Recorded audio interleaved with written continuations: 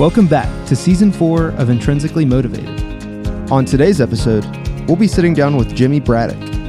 We'll talk about how Jimmy has used his recovery story to shine a light in the world of addiction and recovery while working with Recovery Church Movement and Reboot Recovery. Let's get intrinsically motivated. Tell me a little about what are the organizations that you're currently working with? So, I split time between Recovery Church, or Recovery Church Movement, which is a collection. We've got 120 locations now of churches for people in recovery, by people in recovery. And the other is Reboot Recovery, which is a 12-week trauma recovery or trauma healing course. Yeah, so I know, just because we obviously talked already a little bit, I know you have your own kind of recovery journey story. Yeah. And I'd love to know, is it your past experience that kind of brought you into wanting to serve in these areas? Yeah. And if so, what kind of brought you here? How did you find yourself in this? So, to share just sort of a little bit of the story, a little bit of the testimony, if you will. Grew up I used to say I grew up with a fairly normal childhood, but the further I go down this recovery road and trauma recovery road, it's anything but normal. It's, there's a lot of stuff there. And from very early on, just memories of there was an issue with sexual abuse, and there was a family member committing suicide in our grandparents' front yard over Thanksgiving, things like that. All or most alcohol related. Neither of my parents drank, so it wasn't present. I didn't see it other than family members. Both my grandparents were alcoholic on both sides, and so there's definitely a presence. I believe there's somewhat of a genetic predisposition there that I was already headed down that road before I even realized it. But with the things happening early, I very distinctly remember laying in my bed as an early teenager, wishing I was somewhere else, wishing I was somebody else, anywhere but here, just because of the things going on around me. Didn't feel comfortable in my own skin, that kind of thing. And Mom had us in church, and nothing I did for Dad was good enough.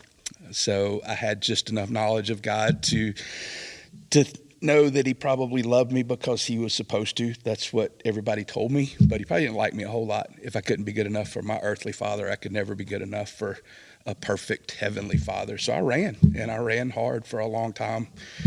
Discovered that alcohol kind of helped me with those uncomfortable in my own skin feelings.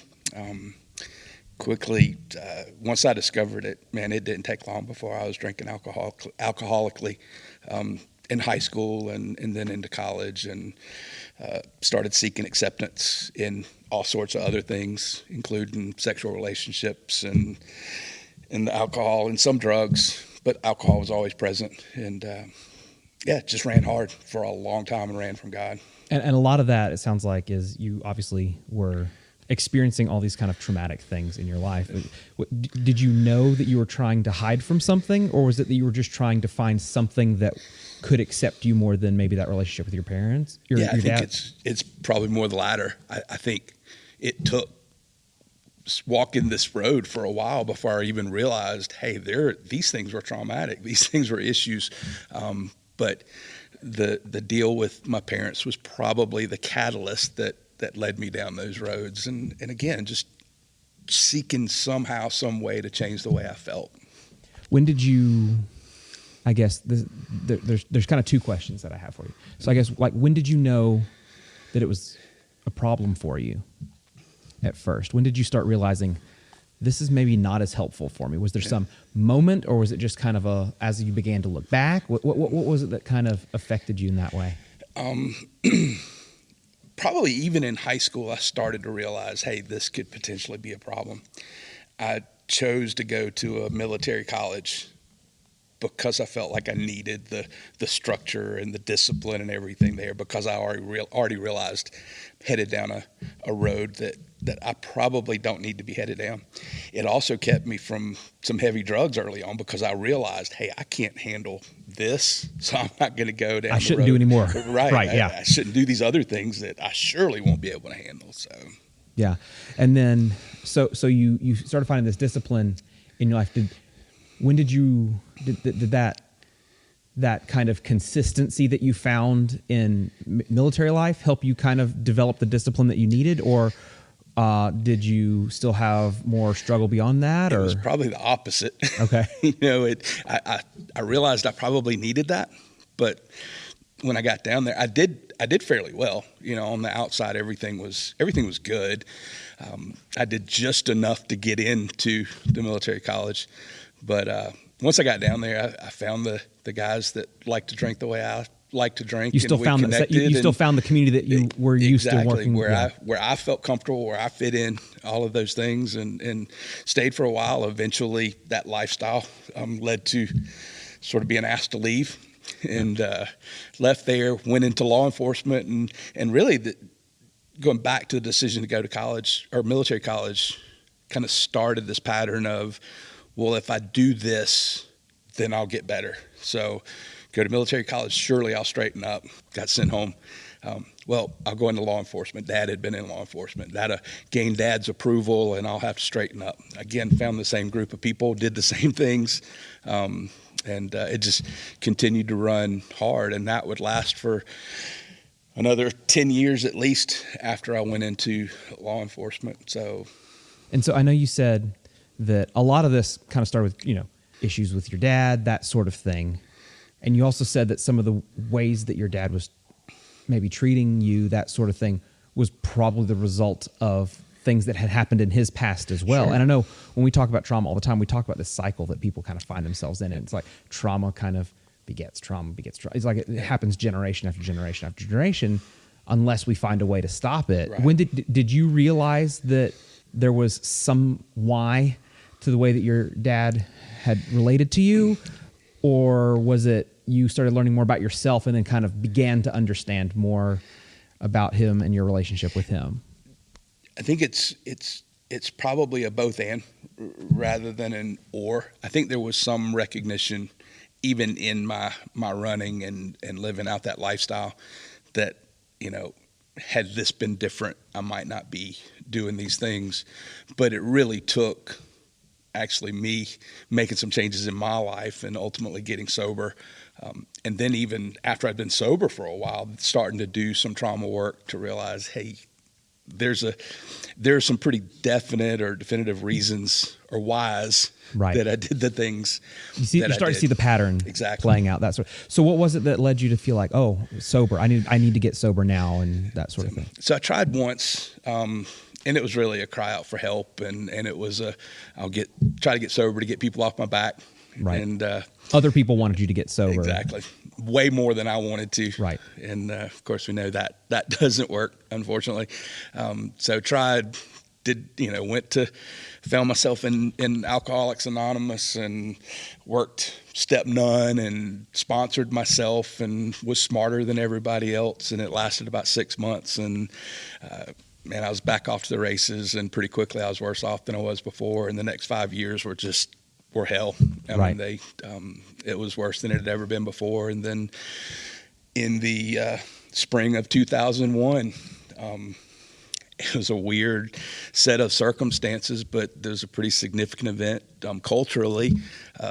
Long story short, Dale Earnhardt was killed in a car crash. Where I was when I learned about that. Watched it. It was something not necessarily a huge Dale Earnhardt fan, but there was something in that moment that all of a sudden this life was taken, that something clicked in me. And I said, is this the legacy I want to leave? Right. And everything in me screamed no. The reality of mortality and the reality of, everything kind of starts to, it's funny you mentioned that. I remember it was 2001. So how old would I have been? I'd have been 15 or 16 at the time. And we were driving home from church. And I remember my dad saying, hey, Dale Earnhardt passed away. He died. And I was like, again, not a huge Dale Earnhardt guy, but I live in Johnson City, Tennessee. We're 20 minutes from the Bristol Motor Speedway. So it's like all of that culture is so close to us. It's like, but it's still like there are people that I know that are going to be really affected by it. And so it's like, and it was kind of even the same thing if you want to even go back like 5 or 6 years, like COVID. People being kind of faced with the reality of none of us get to stay here forever, and there's something that comes after that. So that's interesting. That was a motivation. Like I want to leave a better legacy. I want to think about what comes after me, and not just fix me for me, but fix me for for who's after me, for the rest of people. So once you realize, once it was you wanting, how did that affect your approach to recovery? I cried out. I hit my knees, again, not knowing, because I'd gotten to a point, and I really did not want to be here anymore. The only suitable option for me was, God, take me. If you're real, just go ahead and end this for me. I'd gotten to that place, and I prayed that to whatever God was out there quite frequently. He didn't, obviously, but that then again was the prayer. Okay, God, I'm at this place that I don't know what to do. I'm at the end of myself, my own prodigal story. I'm at the end of myself. I need you to either help me or kill me. And I fully expected to wake up dead, right? Because this is it. Why me? I don't have a relationship. I don't know who he is. And he met me right where I was.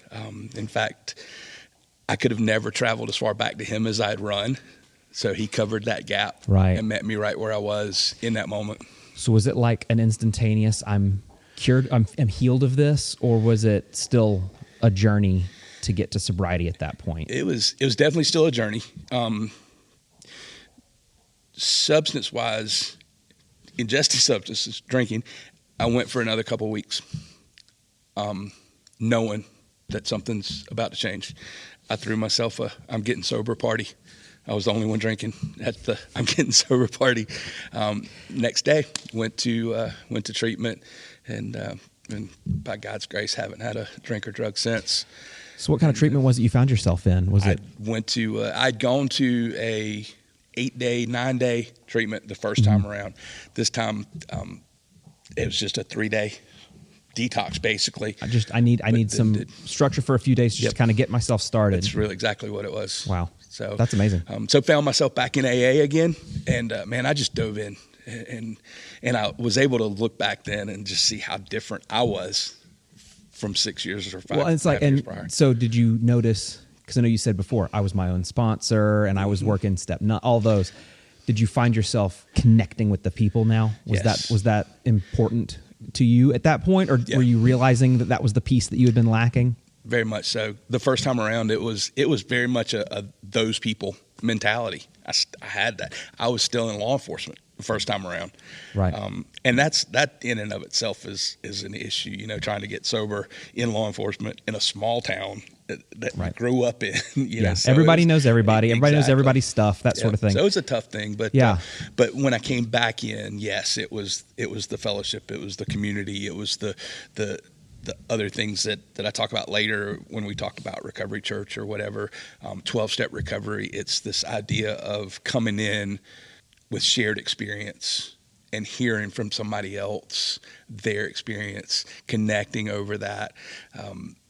Ultimately, if you look at it biblically, it's that shared experience that helps us in that perseverance that leads to character, that yields hope.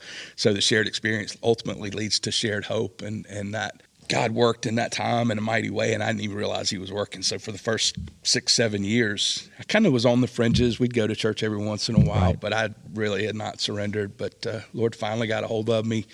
You see what I've been trying to do with you this whole time? Yeah, exactly. I had my life had been restored, but he still had abundant life waiting for me that I'd not yet really fully experienced. So did you find yourself connecting with Recovery Church at that time? Was that kind of the flavor of the church that you were connecting with, or was there still more steps before you ended up working with Recovery Churches? Yeah, not yet. So 6-7 years in, we found ourselves at a little small church plant. I went to support a friend of mine who was sharing his testimony, and in there I said, this is where I'm supposed to be. So really found myself at home, a similar feeling to what I had felt when I was back in AA, because it was just something different than what I'd experienced before.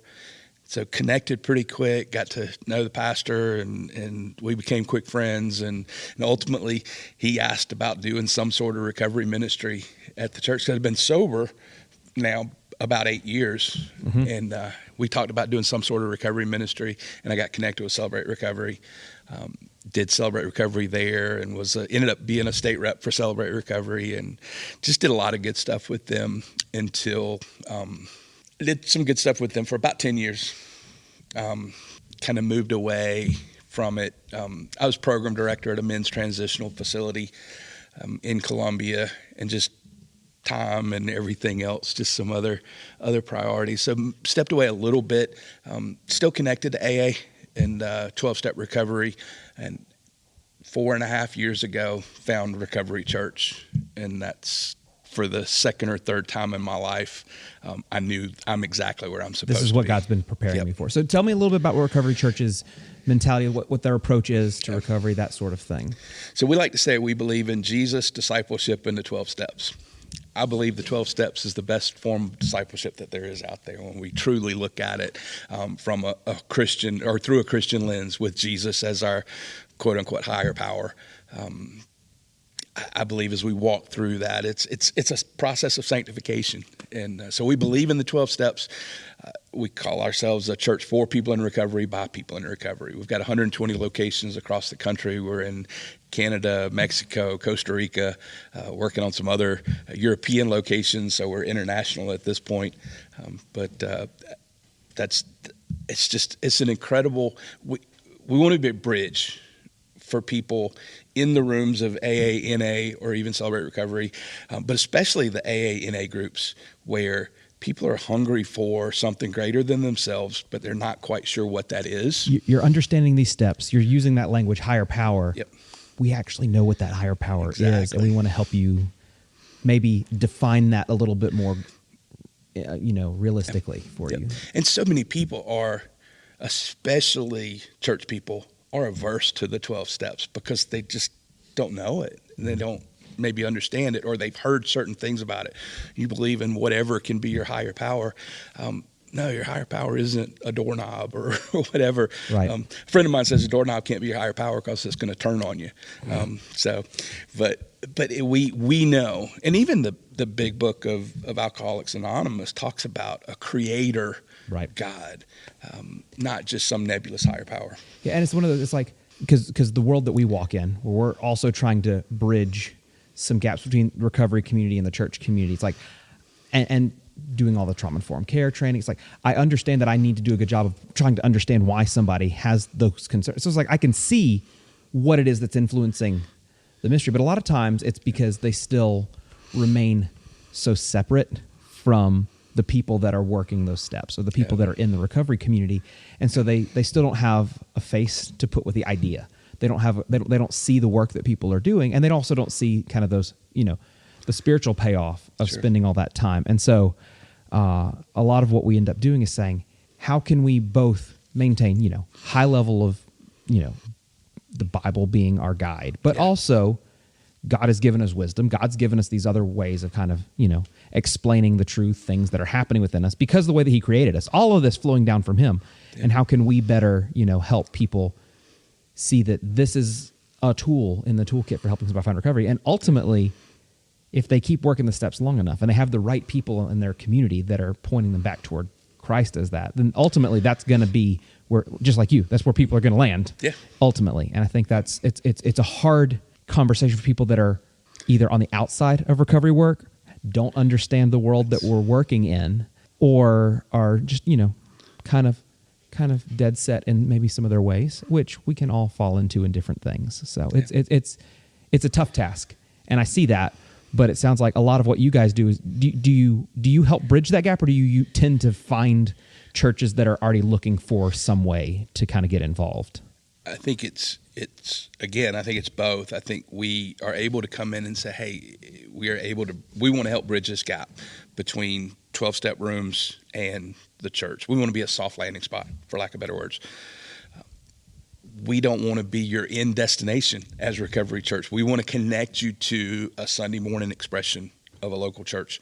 The bridge. But there's also a bridge back the other way. There are folks sitting in church on Sunday morning that no doubt love Jesus but can't quit drinking or drugging. So when you come into a Recovery Church setting, you're going to hear, if you're coming from a recovery background or a 12-step background, you're going to hear language that you're familiar with, sprinkled in with Christianese, if you will. Right.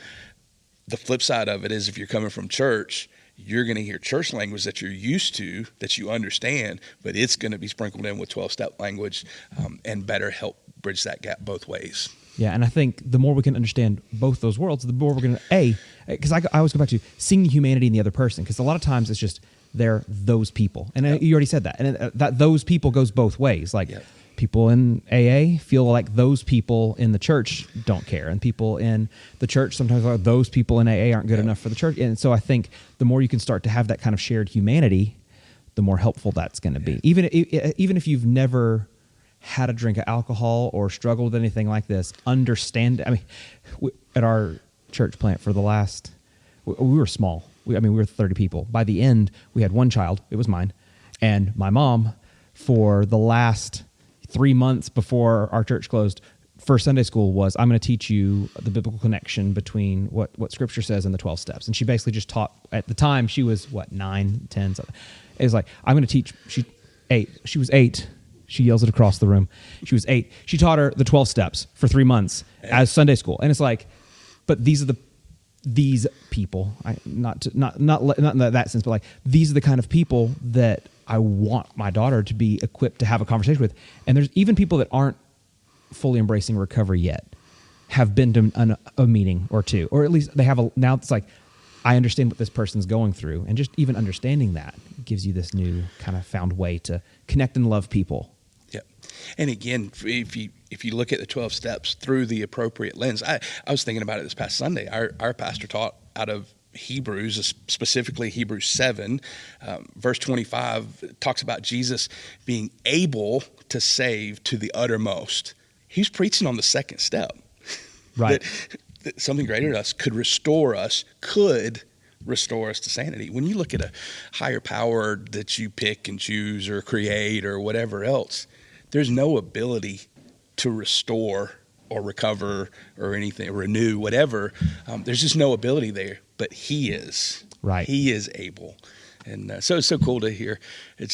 I guess, you hear 12-step language long enough, or and you've done it long enough, you're able to hear, he's preaching on the second step. He's preaching on whatever. So you start to make, and it's like, even if that's not the intent, it's still there. It's like all of those things are coming from something. We all get it. And if you can see that connection, it's so much more helpful. Yep. So I know you also said, when we talked last time, you were talking about how Recovery Church there are some standalone churches.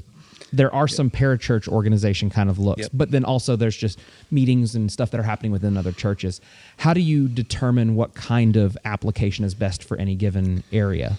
It's really what works best for that group that's launching in that area. I think I was sharing with you, we've got a group in Pennsylvania that the denomination has said, any of our churches that want to start a recovery church, we're going to help fund it. And all of those kind of operate almost in conjunction with the existing church. So you got a recovery church location inside this denomination.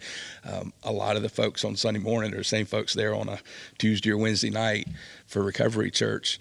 But we want to do what fits best for the local community. I've got a location now that I'm working with that's going to launch in a coffee shop. They've got a couple of local churches helping to support, but they're meeting in a coffee shop, which is really cool to me because it's sort of a third place deal where people come and hear what they need to hear. Let your guard down. Any of those kind of preconceived, I'm nervous about being around, whatever situation, like everybody can go sit in a coffee shop and have a conversation. That's exactly sort of thing. That's awesome. So.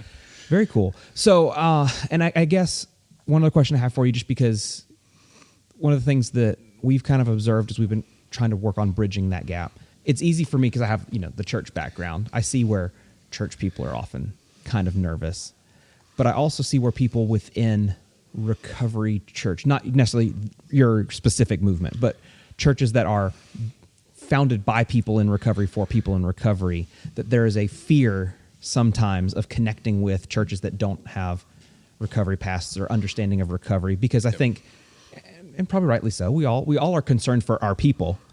They don't understand us, so they might make it worse, they might hurt us or whatever, so it's easy for us to kind of stay siloed and separate.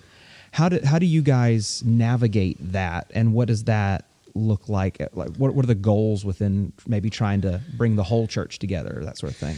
Yeah, and it's an interesting dynamic, again, because you've got, for every church location, you've got a different mindset, or every denomination. Right. We've got so many denominations because there was one disagreement. We don't What agree color with one carpet piece. are we going to use? Right. So as we look at it, if there are churches that, I think the churches we're dealing with are going to be one of two things. There's a lot in between, but we could lump them into two categories. One that says, hey, I want to be, maybe three categories. One that says, hey, we are a recovery church, man. We are a recovery-friendly church. We want recovery church to meet with us. We want to work together. Great. Second might be, hey, we want to be a recovery-friendly church. We just don't know how to do it. Right. Can you bring your folks in?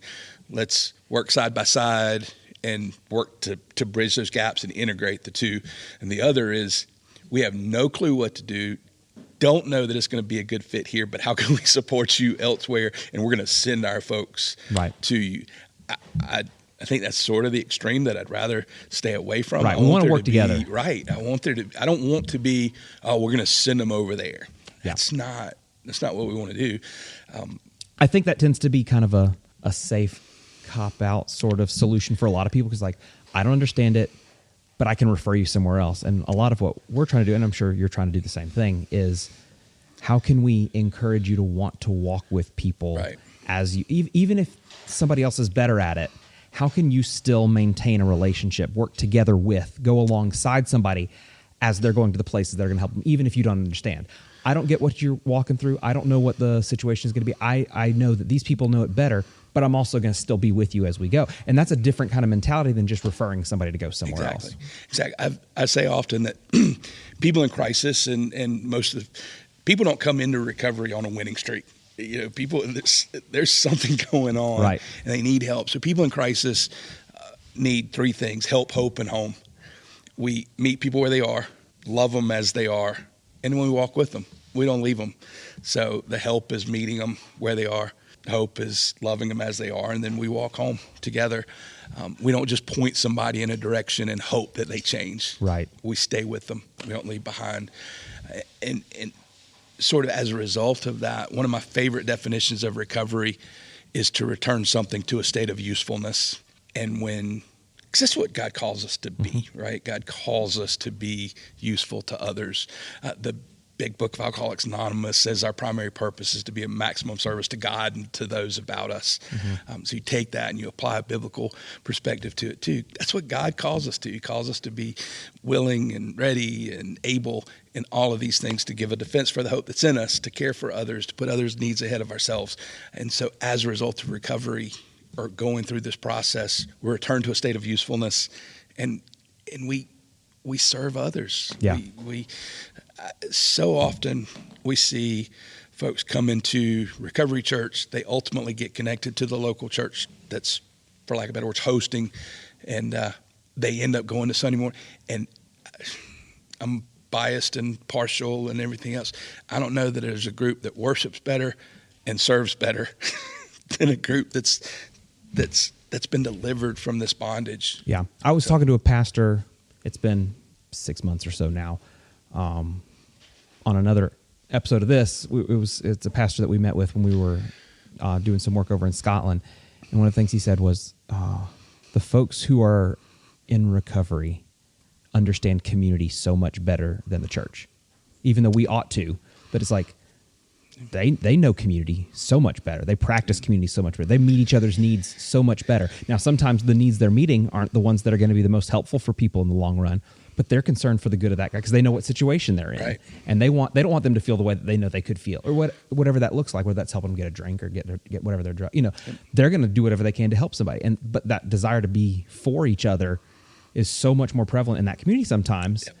And if the church can learn to recognize, we know what each other need, and let's try to help provide that for each other, would be so much more effective.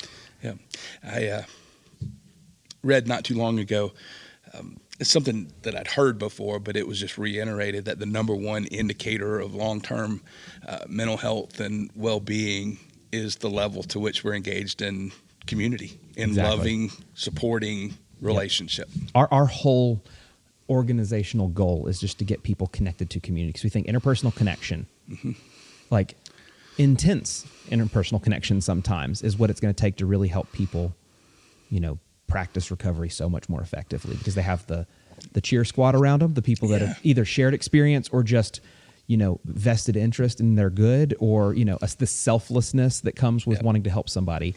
And we think that level of connection is a result of the way that God designed us to function. Like, we need each other in a very real and physical sense. And that if we can get people motivated to be that way, that we're going to see so much more long-term success in people's lives, which is why, and part of that motivation to love people that way comes from understanding, kind of where people have come from or where you've come from, which kind of goes back to what we were talking about with understanding trauma and adversity and the things from our past. Because I know you're also involved in Reboot, which is, and now I want to transition just a little bit to that, because I want to hear a little bit about that, because I want to talk about trauma. No, but it's like, you know what I mean? Like, I want to hear what you guys are doing in that space and how that can work together with what we're doing.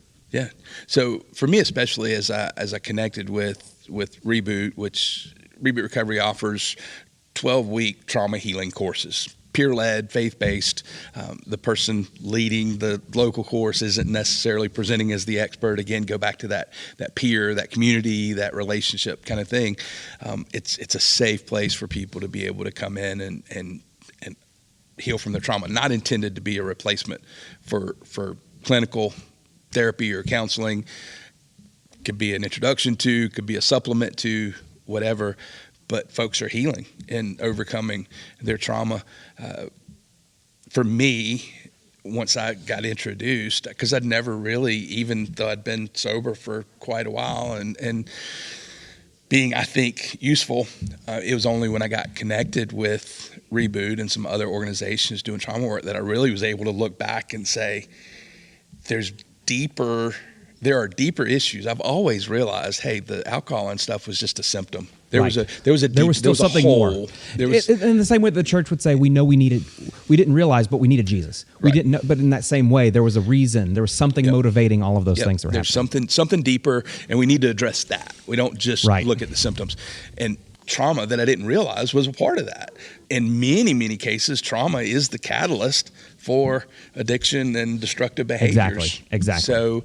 So that connecting those two was just almost revelatory for me. It was like, oh wow, everything makes sense now. So many things that I'd been saying for several years, although they were right, it's like, okay, now I understand why I'm saying it. Now I understand. This starts. Yeah, when we talk about trauma, a lot of times we talk about it being a new lens through which people can see not just other people, but themselves and understand, oh, my life I see it completely differently now. And that changes everything. Yep. And that also kind of reshapes the way that I now want to handle everything else the rest of my life, basically. So, and that's what Trauma Reboot does. And Trauma Reboot is the name of the actual course itself. It over this course of 12 weeks, it helps, number one, to reframe our trauma. It helps us to identify what our default response has been. Yeah. What a better, more healthy response is going forward, and focuses in on not only identifying the issues, but identifying the lies associated with those issues that we've heard, repeated to ourselves, and ultimately believed. Yeah. Then we take those identity, because they become our identity when we start to believe them. This is just who I am. I'm just an alcoholic, or I'm just a this, or I'm just a that. That's exactly right. So we identify, hey, these are lies, and what we need to do is exchange these lies for the truth of who and what God says about us. Right. That's, for me, that's not much different than substance recovery. Right. We believe this thing about ourselves, and God's prepared a better place for us. It's moving from this place to that place. It's moving from the lies that we believe about ourselves to who and what He says about us. And so y'all are basically taking these 12-week courses, and you're doing them wherever anybody will basically have you come do them, that sort of thing. Okay, very cool. So what does that look? How does somebody get started doing a Reboot class or whatever? What does that look like in any particular area? So it could go on online at rebootrecovery.com and there's more info. There's a join a course. You can find local courses or even online courses that you could go through if there's an immediate need. There's an opportunity to connect with somebody to start a group if it's somebody that, again, that being returned to usefulness. If it's you want so to are be y'all useful. training trainers to do the courses, or Yes. y'all come in and okay? Yep. So So when it's somebody local leaders, people that are exactly. That's awesome. So, and it's somebody with the desire to help somebody walk through trauma. Yeah. It doesn't have to be the counselor. It It's doesn't have to be discipleship. the pastor. It's discipleship. It really is. Because that's what we end up doing. It's like we thought we're gonna do all these classes and we're gonna do all these trainings and people will get it, but no, it's still discipleship. You still need people being in your life for a long period of time, walking with you for a long time, that sort of thing. Well, that's awesome. So I'm gonna go ahead. I want to ask you one more question. Okay. And this is my favorite question to ask because you can answer this however you want to. It can be specific to your work. It can be specific to something completely outside of anything we've already talked about. But I just like to give people the chance to tell me what they're excited about right now. So what are you excited about right now? Good time to ask that, because I had a phone conversation on the way up this morning. Nice. Breaking news. Breaking news, absolutely. And it's been in the process for a little while, and I've been looking towards it. But as of this morning, and I'll actually start on June 1st, I will be acting as or serving as the national care pastor coach for Recovery Church Movement. Oh, that's awesome. So all of our locations, I'll be able to help care for our leaders so that they can better care for their locations and the folks there. And Reboot's a part of that, How can you connect I know we talked about this in the past. You're like, I want to connect these two. Like you're the thread tying them together right now. But the more you can get that integrated, that'll be awesome. Yeah. So Very super cool. excited about that. And it's that's where I believe the Lord has gifted me. And again, this idea of being returned to a state of usefulness, because I spent a long time being useless. And so if somebody wants to get involved in a recovery church, how can they find a recovery? Go to the website is the best way to get Yeah, to? best way to do that, recovery.church. You can find all about Recovery Church there, but you can connect with us, talk about launching a site, connecting with the site, whatever that is. Yeah. My email address for both of those is jimmy@recovery.church or jimmy@rebootrecovery.com. So Okay. That's pretty awesome. easy to find me at either one of those, and it's the thing that I love to do. That's awesome. And so the reason that I was so excited to get you on the podcast is because we know we can't do everything all on our own. And we know that I feel like we're walking very parallel paths and working in very similar ways. And I just like for people to know there are other people doing really good work around, and also to understand the why they're doing the things that they're doing, and how we're all kind of coming to the same realizations and the same solutions, and we're all trying to get to the same things.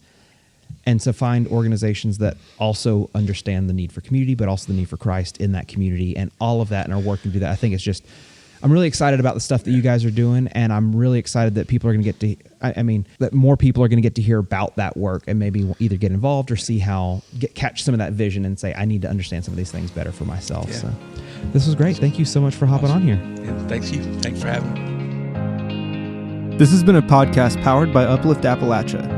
You can find us at upliftappalachia.org or at Uplift Appalachia on Instagram.